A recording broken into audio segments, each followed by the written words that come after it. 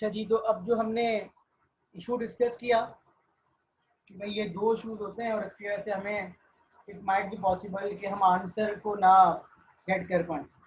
तो ये hill climbing में बेसिकली कुछ एनहांसमेंट की जाती है जिसकी वजह से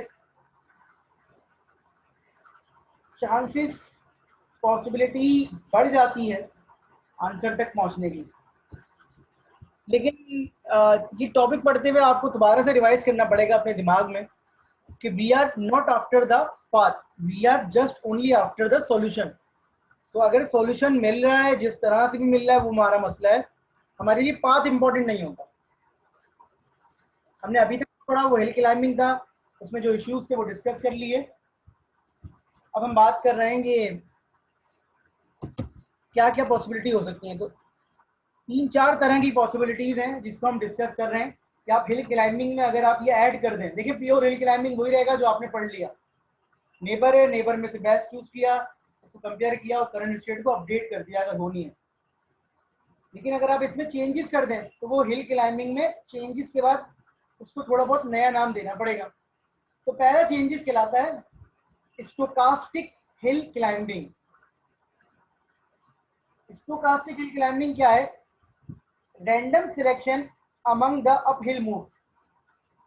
the selection probability can very with the steepness of the uphill. ठीक है, अब ये क्या चीज है मैं आपको समझाने की कोशिश कर रहा हूँ।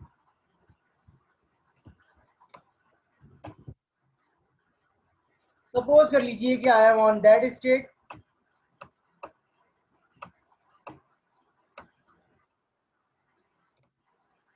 और इसके नेबर्स हैं हमारे पास almost 5। The value of the first neighbour is मतलब हमारी अपनी जो वैल्यू है वो है 7, इस नेबर की वैल्यू है 9, इसकी है 5, इसकी है 8, 10, इसकी है 11 और इसकी है 13। अब अगर ये सिंपल हिल क्लाइंबिंग होता तो ये किसे चूज करता?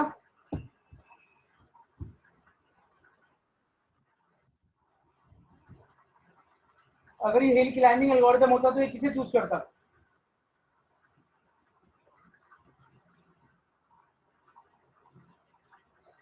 बेटा आप लोगों से पूछ रहा हूं, ये 13 को चूज करता, ऐसे ही ना? सबसे बेस्ट कौन सा है? 13। लेकिन अगर हम स्टोकास्टिक हिल क्लाइंबिंग लगाएं तो स्टोकास्टिक हिल क्लाइंबिंग ये कहता है कि जो आपकी करंट वैल्यू से बेस्ट हैं उनमें से रैंडमली किसी को भी सिलेक्ट कर सकते हो आप। जरूरी नहीं है कि सबसे बेस्ट को सिलेक्ट करो, रैंडमली आप किसी को भी सिलेक्ट कर सकते हो। देखिए, इससे बेहतर है 7 से बेहतर है 9, 10, 11, 13। तो आप 9 को भी पिक कर सकते हो, 10 को भी कर सकते हो, 11 को भी, 13 को भी, क्योंकि चारों ऑप्शंस आपसे बेहतर है। तो अल्टीमेटली अगर आप 13 पे जाएंगे तो it might be possible, possibility है कि आगे जाके आप फंस जाए। ऐसा नहीं है कि 9 पे जाएंगे तो पॉसिबिलिटी नहीं है। लेकिन अगेन ये तमाम जो चीजें होती हैं ये प्रैक्टिकल्स के बाद होती हैं।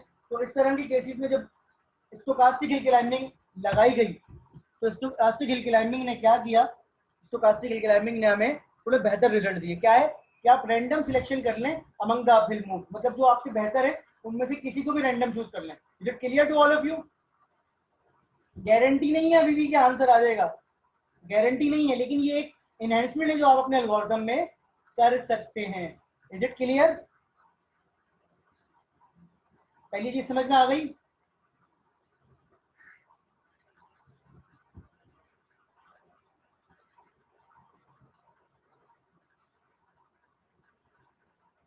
अच्छा जी, स्टोकास्टिक हिल क्लाइंबिंग के बाद हमारे पास है फर्स्ट चॉइस हिल क्लाइंबिंग। नाम से पता चल रहा होगा, ये कह रहे हैं कि भाई आप जो हैं सारे चाइल्ड को एक साथ जनरेट ना करें, मतलब आप एक एक करके तमाम चाइल्ड को जनरेट करें और जहां आपको पहला बेहतर चाइल्ड मिल जाए आप उसको चूज करिए। जहां आपको पहला बेहतर चाइल्ड मिल जाए, ओवरऑल की बात नहीं कर रहा। आप देखिए, फर्क करें, मैं ये जो डायग्राम बनी हुई है ये मैंने अभी बनाया ही नहीं, ये 7 है, मुझे यहाँ 9 मिलेगा, मैं आगे किसी को देखूंगा ही नहीं और इसको चूज करके आगे बढ़ जाऊंगा। Is it clear? लेकिन फर्ज करें अगर यहाँ पर 6 होता तो मैं फिर आगे जाता, या मुझे मिलता 10 तो मैं इसको चूज कर लेता, मैं आगे बढ़ता ही नहीं। समझ रहे हैं? इससे फायदा क्या है? इससे एक फायदा वही है कि आप जहां पहला मिल गया वहीं जा रहे हैं। दूसरी चीज ये, आप क्या, अगर बेहतर से मुराद ये होता है कि देखिए, एक चीज तो अपने बात दिमाग में बिठा लें शायद, कि हम जो प्रॉब्लम्स कर रहे हैं उसमें हमें पता होगा ना यार कि हमारे लिए बेहतर वैल्यू कम वाली है ज्यादा वाली। तो 7 से बेहतर इस वक्त 10 है, तो 7 से बेहतर मिल गया तो हमने 10 चूज कर लिया। हम सबसे बेस्ट का इंतजार नहीं कर रहे हैं यहाँ पर, जहां हमें पहला बेहतर मिल गया। बेहतर हमेशा ना बड़ी वैल्यू नहीं होती, लेस वैल्यू भी हो सकती है, प्रॉब्लम पर डिपेंड करता है। इसमें फायदा दूसरा क्या हो रहा है कि useful when there are very large number of successor. हमारे पास 8 8 10 10 15 15 20 20 सक्सेसर हो, मतलब चाइल्ड, जैसे एंड क्वीन पजल प्रॉब्लम है, उसमें कितने सारे चाइल्ड बन सकते हैं। तो ऐसी प्रॉब्लम में ये आप अगर लगाएं तो आपका स्पेस भी बच सकता है और बच सकता है। Is it clear?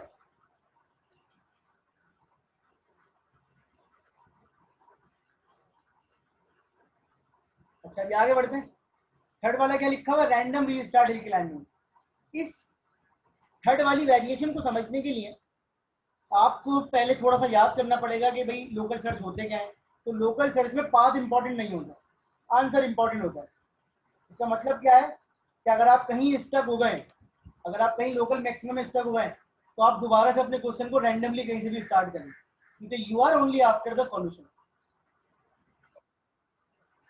अगर आप लोकल मैक्सिमम में कहीं पर स्टक हो गए तो आप रैंडमली कोई सी भी स्टेट से स्टार्ट कर लें। रैंडमली का मतलब ये होता है कि रैंडम जनरेट करें कोई स्टेट, वहां से स्टार्ट कर दें, जरूरी नहीं है कि वो पीछे वाली स्टेट। Is it clear?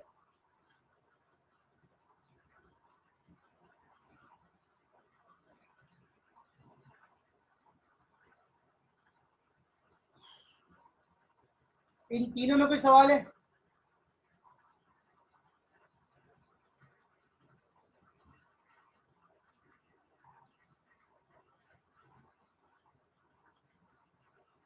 क्या रिपीट करना है? लास्ट वाला बेटा, रैंडम रीस्टार्ट का मतलब ये, अगर आप कहीं स्टक हो गए तो आप किसी भी रैंडम रिस्टार्ट से, रैंडम स्टेट से रीस्टार्ट कर सकते हैं, क्योंकि ये वो एल्गोरिथम है जिसमें पाथ इंपॉर्टेंट नहीं होता। तो अगर आप कहीं फंस गए तो आप कोई रैंडम स्टेट जनरेट करो, वहां से दोबारा क्वेश्चन को आगे बढ़ाना शुरू करो, क्योंकि आप तो सॉल्यूशन की तरफ जा रहे हैं। Is it clear? अब मुझे मेरे एक सवाल का जवाब दीजिएगा। मैं यहां से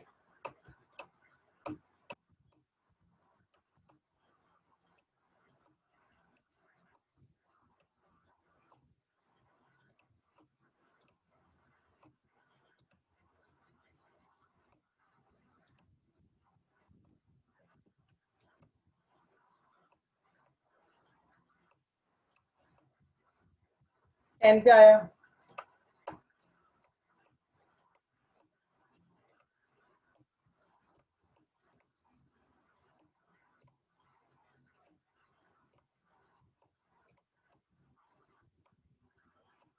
और फिर मैं इधर आया 12। 12 पे जब मैं आया तो यहाँ मुझे सारी वैल्यूज 1 2 और 3 मिली। फंस गया। मेरा सवाल यह है, क्या 12 से कोई रास्ता होगा 10 पे जाने का?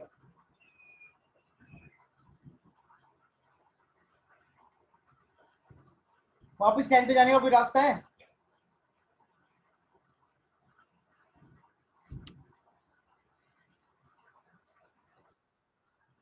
सवाल सुन लें, क्या 12 से वापस 10 पे जा सकता हूँ?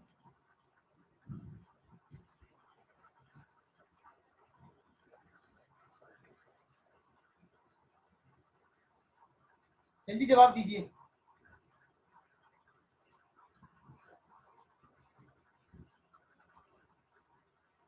सब लोग जल्दी से आंसर कीजिए।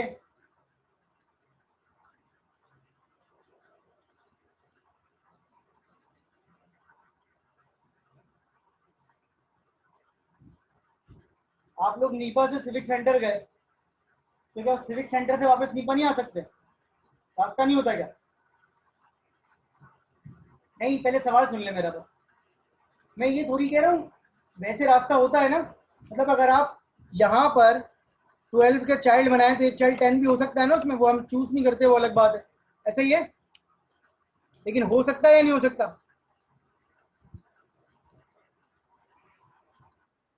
तो एक आखिरी वेरिएशन है, वो कहलाती है सिमुलेटेड एनीलिंग। मैं आपको नाम बता देता हूँ, ये सिमुलेटेड एनीलिंग, इसका कॉन्सेप्ट बता रहा हूँ आपको मैं। इसका कॉन्सेप्ट ये है बेटा कि सिमुलेटेड एनीलिंग का कॉन्सेप्ट ये है, हाँ आते नहीं है, लेकिन जब हमारे पास कोई सॉल्यूशन ना हो तो हम ये काम भी कर सकते हैं। मैं आपको समझाने की कोशिश कर रहा हूँ, पहले सुन ले फिर बात करते हैं। केमिस्ट्री में ना एक कॉन्सेप्ट है कि आप किसी लिक्विड को बहुत ज़्यादा हीटअप कर देते हैं, तो फिर आप उसके टेम्परेचर को ना कूल डाउन करते हैं, वापस लेके आते हैं उस जगह पे, वापस लेके आते हैं उसके टेम्परेचर को जहां वो किसी और के साथ मिक्सअप हो सके। टेम्परेचर आपने फर्स्ट टाइम बहुत ज़्यादा बढ़ा दिया 200 डिग्री सेंटीग्रेड, आप उसके टेम्परेचर को कूल डाउन करेंगे, कूल डाउन करेंगे, कूल डाउन करेंगे, कूल डाउन करेंगे, और कूल डाउन करके आप उसको वहां तक लेके आएंगे जहां वो किसी और के पास इस्तेमाल हो सके। ये पॉइंट समझ में आ गया?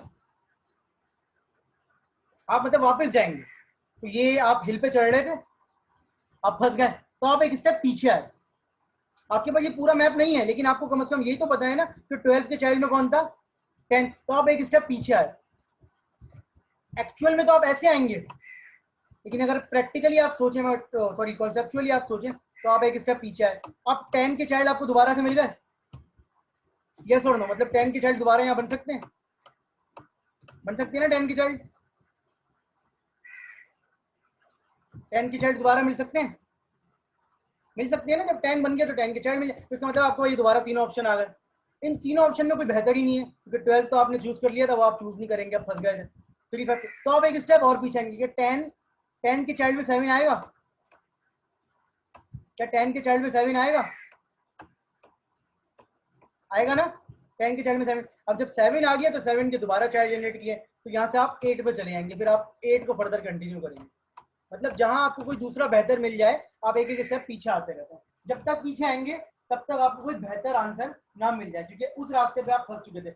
ये कहलाता है सिमुलेटेड एनीलिंग। इसका कॉन्सेप्ट फिर रिपीट कर रहा हूँ, इसका मतलब ये नहीं है कि मैंने पूरी ट्री याद रखी हुई है, मैं एक एक नोट करके वापस आ रहा हूँ, तो उस नोट के वापस आने के रिजल्ट के तौर पे मुझे उनके तमाम चाइल्ड मिल रहे हैं। Is it clear? ये मत सोचिएगा ये पूरी ट्री मैंने याद रखी हुई थी। जब मैं यहाँ आया हूँ तो मुझे ये वापस मिल गए, जब मैं यहाँ आया हूँ तो मुझे ये वापस मिल गया, जब मैं यहाँ आया हूँ तो मुझे ये वापस मिल गया। Is it clear to all of you? इसकी मिसाल ऐसी है रहेगी, या आप पहाड़ पे चढ़ रहे हैं, सही है, या आप पहाड़ पे चढ़ रहे हैं, आप फंस गए, तो आप एक स्टेप पीछे है, आपने बोला यहाँ कोई दूसरा रास्ता है, यहाँ कोई दूसरा रास्ता है बेहतर, यहाँ कोई दूसरा रास्ता बेहतर, जहां आपको बेहतर रास्ता नहीं मिला आप पीछे आते हैं। ये तमाम वेरिएशन है, आप जरूरी नहीं है कि एक लगाएं, आप एक में फंस जाए तो दूसरी लगा लें, दूसरी में फंस जाए तो तीसरी लगा लें। ठीक है, इज इट क्लियर? बस सिमुलेटेड एनीलिंग का कॉन्सेप्ट ये है, बाकी ये थ्योरी नहीं पढ़ा रहा मैं इसकी, लेकिन बाकी कॉन्सेप्ट आपको समझ में आ गया। तो यहाँ तक किसी को किस हवाले तो बताएं। हाँ मुश्तबा, अगर आप सिमुलेटेड एनीलिंग लगा लें तो हम जो पीछे आ रहे हैं तो फिर हम बेहतर नोट को चूज करेंगे। ये तमाम वेरिएशन हैं जिसकी मदद से आपका आंसर हो सकता है आ जाए, अगर आप सिंपल हिल क्लाइंबिंग में फंस गए हैं। Is it clear to all of you?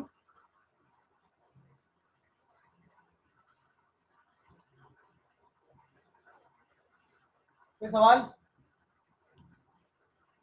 अगर आगे जा रहे हैं तो बेहतर को चूज करेंगे, अगर फंस गए तो एक स्टेप पीछे आए और देखें कोई और ऑप्शन था बेहतर।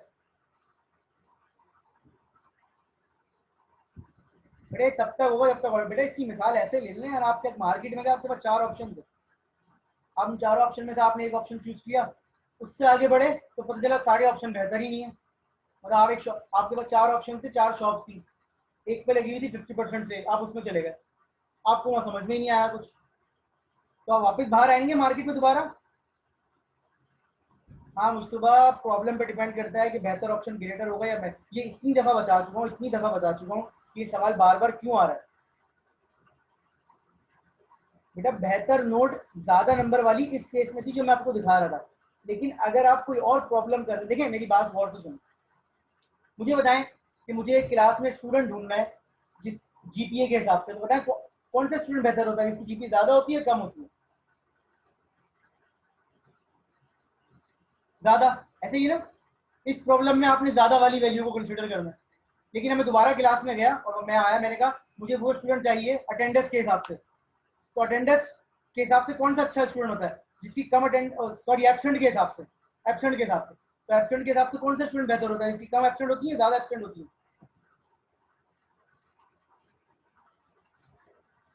तो एक एक प्रॉब्लम में आपने मिनिमम नंबर देख रहे हो और एक प्रॉब्लम में आप मैक्सिमम नंबर देख रहे हो, तो बेटा ये टोटल चीज डिपेंड करती है आपकी प्रॉब्लम पे। ये कब से समझा रहा हूँ,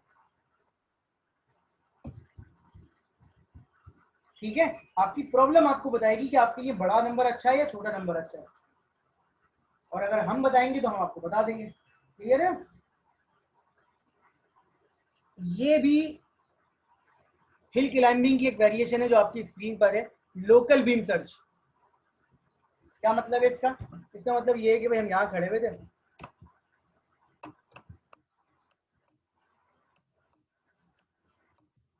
हमने इसे चूज कर लिया, हम आगे बढ़ गए।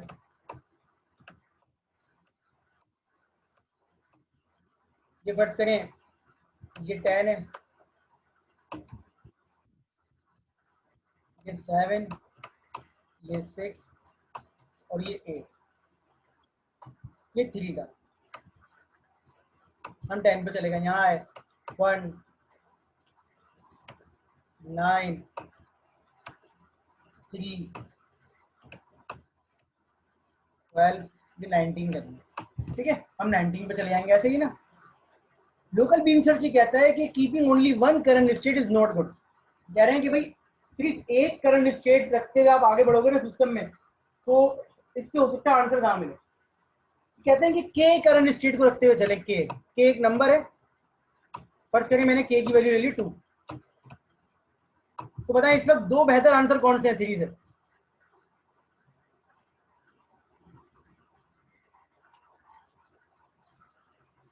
इस वक्त 3 से 3 दो बेहतर आंसर कौन से हैं? अब बोलेंगे सर 8 और 10, ऐसा ही है? ऐसा ही है? आवाज आ रही है?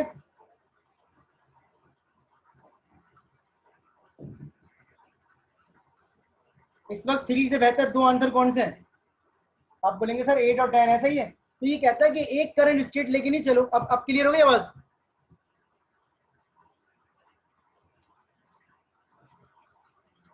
हाँ, एक करंट स्टेट लेके नहीं चले, के करंट स्टेट लेके चलो। के की वैल्यू फिलहाल मैंने 2 कंसीडर की है, तो ये 8 को भी आगे लेके चलेगा। इसका मतलब है इधर से इसने 10 को खोला, इधर से 8 को खोला। Is it clear? अब 8 के फर्स्ट करें दो चाइल्ड, दो चाइल्ड में एक वैल्यू है 11 और एक वैल्यू है 10, तो ये ओवरऑल जो इस वक्त 6 चाइल्ड खुले हुए हैं, इनमें से बेस्ट 2 कौन से हैं? 12 और 19, ऐसा ही है?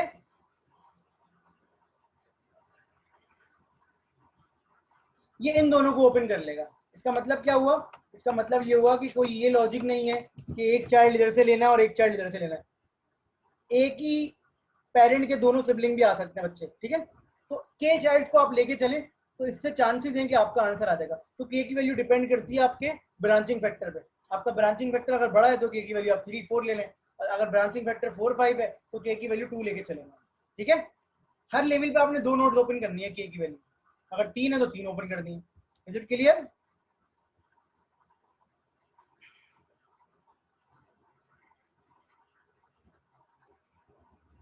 समझ में आ गई ये बात? अब ये जो एग्जाम्पल है ना आपके सामने, देखें इसमें एक चीज हुई है, ये देखें इन्होंने हर लेवल पे 2 ओपन की और इत्तेफाक से एक इस तरफ से आ रही है, एक इस तरफ से। देखें इधर इसको मिला 9 और 11, 9 और 11 दो ही बेहतर थी, दो ही खोल ली। इधर देखें 7.3 8.5, इधर देखें 7.19, तो एक इधर से बेहतर आ गई, एक इधर से। ऐसा बिल्कुल भी नहीं है कि अलग अलग आएंगी, हो सकता है दोनों बेहतर यहीं से आ जाती, ठीक है? हो सकता है दोनों बेहतर यहाँ से आ जाती, हो सकता है दोनों बेहतर यहाँ से। ऐसा कुछ नहीं है कि एक इधर से और एक इधर से। एग्जाम्पल में ऐसा हो रहा है, वैसा ऐसा नहीं है। फिर 7.3 को ओपन किया तो 5 6 आ गया, इधर किया तो 7 7.53, 5.3 और 5 को ओपन कर लिया इस तरीके से। तो इट माइट बी पॉसिबल कि इस तरह से करने से आपकी सर्च ट्री रिजल्ट आपको बेहतर दे दे और जल्दी मिल जाए। Is it clear? और k की वैल्यू 2 इसमें रखी हुई है, वैसे 2 नहीं है, कुछ भी हो सकती है। Is it clear? तो सवाल?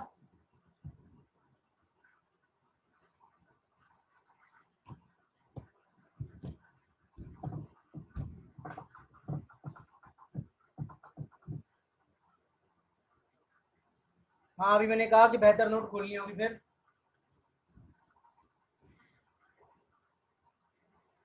यही कहा है मैंने, बेहतर नोट खोलनी होगी। अरे तो बेहतर का मतलब हमेशा जिंदगी में बड़ा थोड़ी होता है नंबर। बेहतर का मतलब बड़ा नंबर थोड़ी होता है हमेशा। बेहतर का मतलब ये होता है कि कंपैरिजन कर रहा हूं मैं। भाई मुझे बुखार था कल रात को 103, अब बेहतर है बुखार, तो क्या 104 हो गया होगा?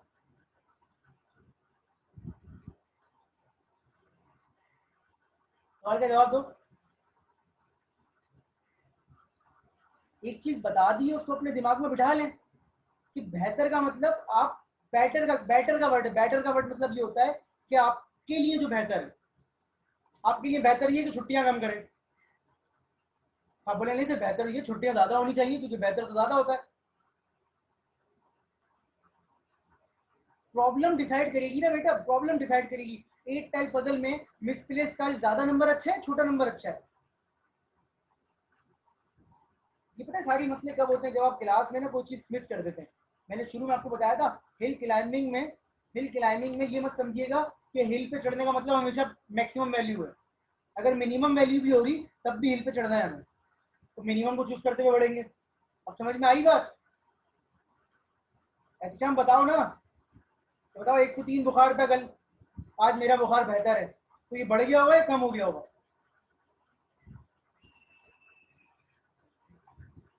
कम हो गया होगा ना? तो आप क्यों बोल रहे हो, आप ज्यादा क्यों नहीं बोल रहे? क्योंकि आपने एग्जाम्पल देखते हुए समझा। तो ये जो एग्जाम्पल होगी ना आपकी, जो नंबर आ रहे होंगे, ये एग्जाम्पल के हिसाब से आ रहे होंगे। एग्जाम्पल में आपको पता होगा कि आपका ऑब्जेक्टिव फंक्शन जो है वो मिनिमम के लिए अच्छा है, मैक्सिमम के लिए अच्छा है।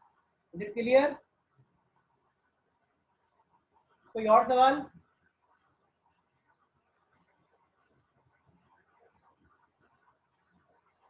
किसी और का कोई सवाल है?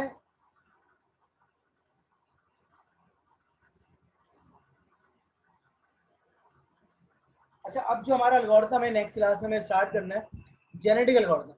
लेकिन उसके लिए पहले अगेन मैंने आपसे हमेशा एक बात कही है कि हमें एग्जाम्पल जो हम यूज कर रहे होते हैं किसी भी एल्गोरिथम में, हमें उन एग्जाम्पल के बारे में सब पता होना चाहिए। अब अगर हमें एग्जाम्पल का ही नहीं पता और हम उस पर एल्गोरिथम फिट करने की कोशिश कर रहे हैं, तो फिर हमारे लिए बड़ी प्रॉब्लम हो जाएगी।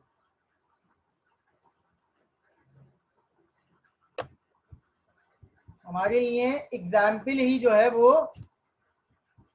अगर हम एग्जाम्पल को ही नहीं समझ पा रहे, देखिए बेटा, मैंने आपको उस दिन क्लास में भी ये बात कही थी कैंपस में, कि आप जो प्रॉब्लम सॉल्व कर रहे हैं ना, अगर आप पेपर की बात करें तो पेपर में ना पहले प्रॉब्लम को समझ लें 1-2 मिनट।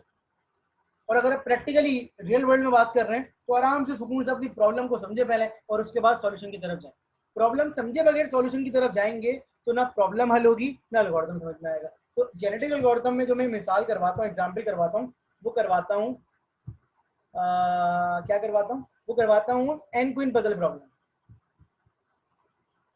तो जो एन क्वीन पजल प्रॉब्लम है वो मैं आपको पहले थोड़ी सी बोर्ड पे समझा रहा हूँ एक चीज, ताकि हमें उसमें प्रॉब्लम ना हो जो अक्सर हमें हो जाती है। वो प्रॉब्लम क्या है मैं आपको समझाता हूँ।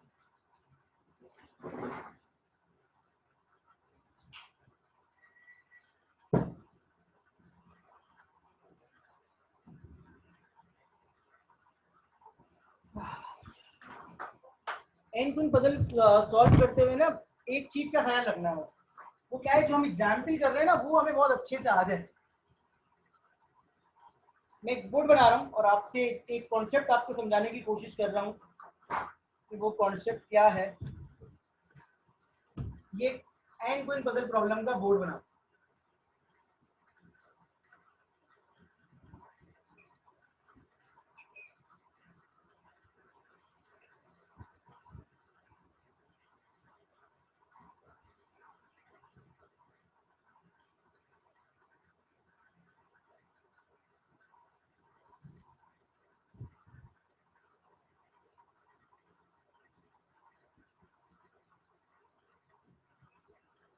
ठीक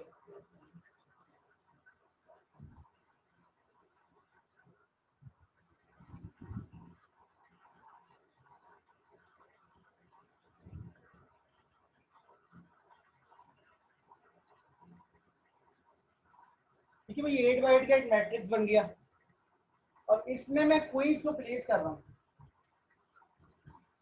क्वीन 1 है,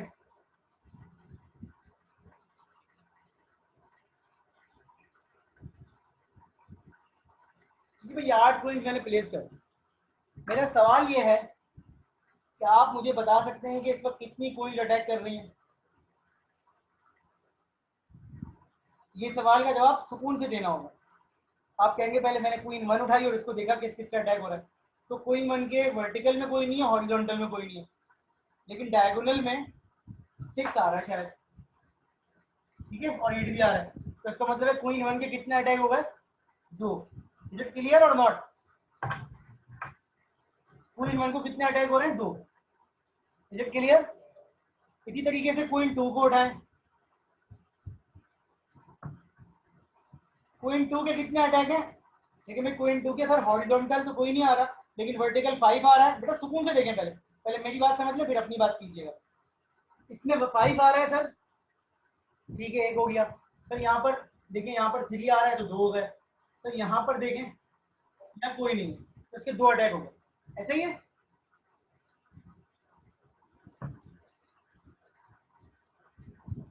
ऐसा ही है ना? अच्छा जी, अब क्वीन 3 देख लें, तो क्वीन 3 को सर देखें, इसके वर्टिकली 1 आ रहा है, यहाँ पर डायगोनली 1 आ रहा है, हॉरिजॉन्टली इसके में कोई नहीं आ रहा, तो इसके भी सर 2 अटैक है। ऐसा ही है। क्वीन 4 को देख लें सर, इसमें ये वर्टिकली 1 आ रहा है, सर ऐसे तो कोई नहीं है, सर ऐसे भी कोई नहीं है, तो इसका 1 ही अटैक। क्वीन 5 को देख लें, तो सर वर्टिकली 1 आ रहा है, डायगोनली देखिए कोई नहीं है, इधर भी देखिए कोई नहीं। क्वीन 6 को देखें तो 1 अटैक तो सर ये है, और 1 ये है, और 1 ये, देखें 1 2 3 अटैक है सर इसके। क्वीन 7 के देख लें सर, तो 1 अटैक तो ये है, बाकी 1 ही है। और क्वीन 8 के देख लें तो सर ये देखें 1 अटैक ये है, और 1 अटैक ये है, तो इसके 2 अटैक। तो ये हो गया 6 to 8, 8 4 12 और 14। इस वक्त इस क्वीन को 14 अटैक्स इसके अंदर मौजूद है। ये समझ में आ गई सबकी बात?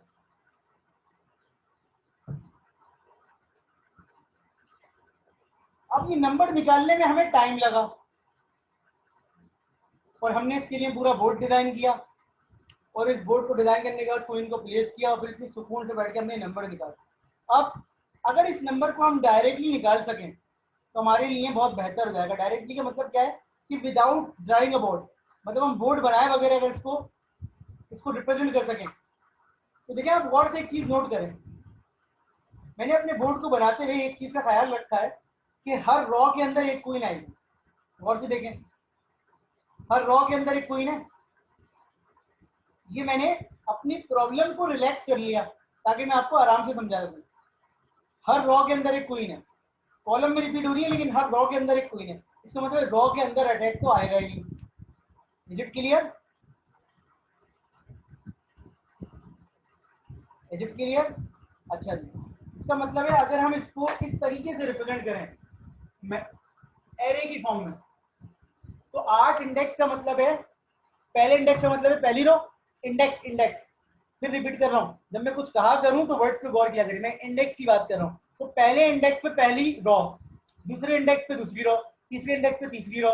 इसका मतलब है अगर मैं यहाँ एक वैल्यू लिखूं 1, तो आप क्या समझेंगे? आप ये समझेंगे सर ये फर्स्ट इंडेक्स की वजह से फर्स्ट रॉ है, और इस पे पहले कॉलम में वैल्यू लिखी हुई है। ये बात शायद आपकी समझ में नहीं आई होगी, लेकिन अगर मैं ये लिखूंगा तब समझ में आ जाएगा। इसका मतलब है सेकंड इंडेक्स पे 3 का मतलब ये है कि सेकंड रो थर्ड कॉलम। बार बार सुने मेरी बात, second row third column. Second index का मतलब है सेकंड रो, और थर्ड वैल्यू 3 नंबर का मतलब है third value. Second row third column, second row third column. ये प्रेजेंटेशन का तरीका है, जैसे आपने मशीनरी और कैनिबल को डिजाइन किया था, फॉर्मर वुल्फ को डिजाइन किया था, उसी तरीके से आप रॉ को इंडेक्स बना रहे हैं और उस पर जो नंबर लिखा हुआ उसको कॉलम बना रहे हैं। तो मुझे बताएं आगे क्या आएगा यहाँ पर। 2 आएगा, बेहतरीन। Is it clear? फिर क्या आएगा? 1 2 3 4 5 6। फिर क्या आएगा? 3। फिर क्या आएगा? 6। फिर क्या आएगा? 2। और फिर क्या आएगा इत्तेफाक से 8। तो ये प्रेजेंटेशन हो गई हमारी। अब अगर मैं ये बोर्ड मिटा दूं तो आपको पता है कि ये क्या लिखा हुआ है, ऐसे ही ना, अंदाजा हो गया। आ सकते हैं, लेकिन हम देखिए, एक होती है relax problem. Relax problem, relax problem में ना हम आपको समझाने के लिए प्रॉब्लम को थोड़ा सा रिलैक्स कर देते हैं। रिलैक्स करने का मतलब क्या होता है, कोई ना कोई कंडीशन खुद ही लगा देते हैं ताकि स्पेस छोटा हो जाए। समझ रहे हैं आप ये बात?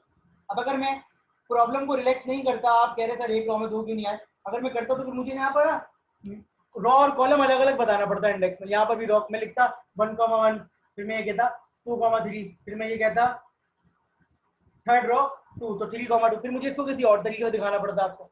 कुछ ना कुछ तो मैं लेके आता ना। Is it clear? ये जरूरी नहीं है आपके रॉ पे रिलैक्स करें, आप कॉलम पे भी रिलैक्स कर सकते हैं। आप कॉलम को इंडेक्स बना दें और रॉ को चेंज कर दें। खैर, अब मेरा सवाल ये था, ये पूरी बात बताने का, कि सर अगर मैं ये बोर्ड ना बनाऊं और इन नंबर्स की मदद से क्या मैं इंडेक्स निकाल सकता हूं?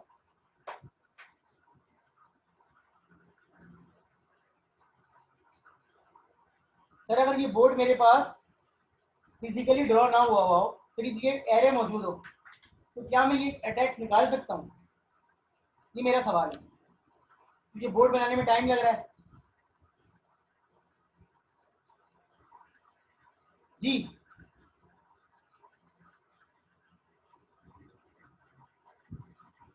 बोर्ड बनाना पड़ेगा।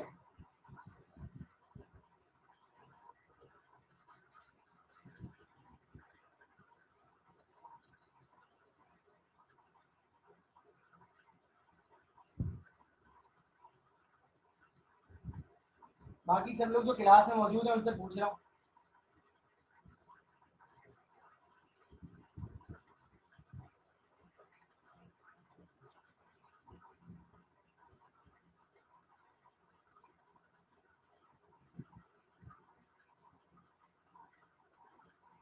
मैं ये कह रहा हूँ कि अगर ये बोर्ड बनाए बगैर, इस बोर्ड को बनाए बगैर सिर्फ इस एरे की मदद से क्या ये अटैक्स निकल सकते हैं?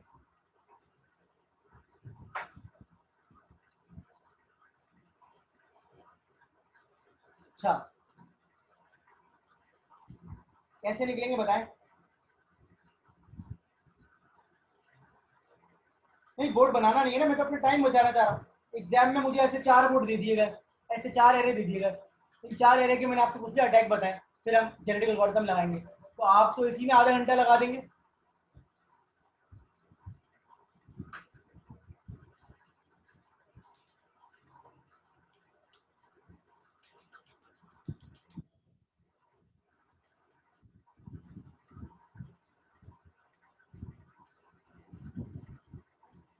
अरे यार, वो बात की बात नहीं हो रही अभी, सर सवाल का जवाब जो पूछा है ना, वो जवाब दिया गया। आपसे पूछा ये कि बताएं कि आप इसको बगैर बोर्ड के बता कर सकते हैं, बस सवाल का जवाब ये।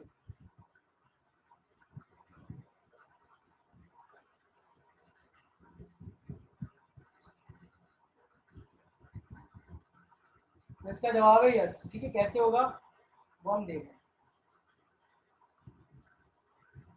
डेफिनेटली कर सकते हैं, जब तो इतनी दूर लेके आया हूँ आप लोगों को। आप सबसे पहले ये देखें कि ये 1 लिखा हुआ है, ठीक है। आपको पता है रॉ के अंदर अटैक तो है ही नहीं, ऐसा ही है। अब अगर इस पूरे कॉलम में कहीं पर क्वीन होती तो अटैक होता। अब सुकून से सुनिएगा, इस पूरे कॉलम में कहीं पर भी क्वीन होती तो अटैक होता, ऐसा ही है। इसका मतलब अगर पूरे कॉलम में कहीं पर भी क्वीन होती तो यहाँ कहीं ना कहीं 1 लिखा हुआ होता। यस और नो? यहाँ अगर कहीं भी 1 लिखा हुआ होता, इसका मतलब इस क्वीन में, इस कॉलम में वो क्वीन होती, ऐसे ही है ना। इसका मतलब क्या है कि सबसे पहले आप इंडिविजुअल क्वीन को पिक करें और इस पूरे कॉलम में पूरे कॉलम में वही नंबर देखे जो यहाँ लिखा हुआ है। समझे? समझे बात को? ऐसा ही है। इसका मतलब है इसका कॉलम में कोई अटैक नहीं है क्योंकि यहाँ कोई 1 नहीं लिखा है। Is it clear? समझ में आ गई बात? देखें जैसे इस क्वीन को देखें, ये वाली को, ये है ना, ये वाली क्वीन है। एक मिनट, आप लोग ना नंबर से कंफ्यूज नहीं हो। देखें इसको क्वीन समझिए, नंबर छोड़ दें। आप लोग नंबर से कंफ्यूज हो।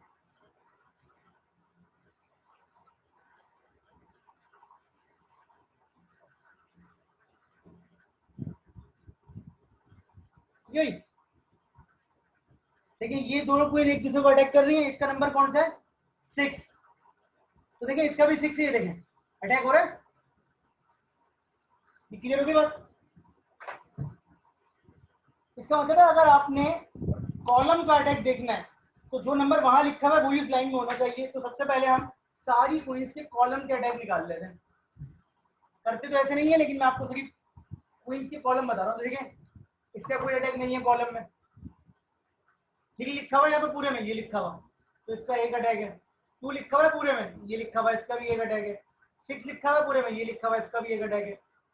3 लिखा हुआ है पूरे कॉलम में, ये लिखा हुआ है, इसका भी एक अटैक है। 6 लिखा हुआ है, इसका भी एक अटैक है। 2 लिखा हुआ है, इसका भी एक अटैक है। 8 लिखा हुआ है, कोई अटैक नहीं।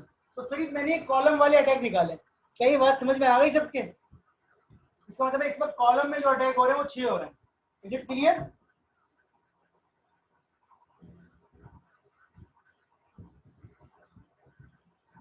Is it clear? कॉलम के अटैक समझ में आ गए? अब डायगोनल अटैक निकालना है। डायगोनल अटैक कैसे निकलेंगे, ये सवाल था इंपॉर्टेंट। डायगोनल अटैक कैसे निकल सकते हैं, ये सवाल है इंपॉर्टेंट। तो डायगोनल का जो कॉन्सेप्ट है वो स्टेप्स का है। स्टेप्स चढ़ते हैं आप ऊपर नीचे। डायगोनल का मतलब ये होता है कि डायगोनल देखेंगे तो मैं ये नीचे हो रहा हूँ, ये मैं ऊपर जा रहा हूँ, ये मैं पीछे हो रहा हूँ। तो 2 तरह की चीजें होती हैं। ये मीटिंग एंड हो रही है, तो मैं आपको दोबारा से बताता हूँ। ये मीटिंग एंड होती है तो हम लोग दोबारा ज्वाइन कर रहे हैं।